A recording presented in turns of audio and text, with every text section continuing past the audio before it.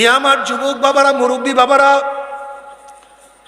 আল্লাহ পাক কালামে পাকের মধ্যে ফরমান ফারিকুন ফিল জান্নাতি ওয়া ফারিকুন ফিস সাইর।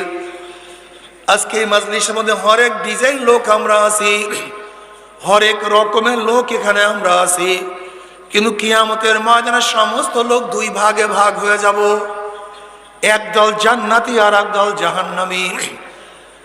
জান্নাতে কারা যাবে? আল্লাহ পাক কালামে পাকের মধ্যে ফরমান ইন্নাল্লাযীনা আমানু ওয়া আমিলুস সলিহাতি কানাত লাহুম জান্নাতুল ফিরদাউসি নুজলা।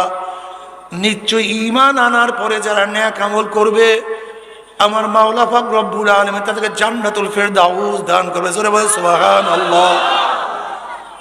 ঈমান ও নেক আমল যদি মেতরের মধ্যে থাকে জান্নাতি, ঋষির মধ্যে থাকলে সেও জান্নাতি, কামারের মধ্যে থাকলেও সেও জান্নাতি।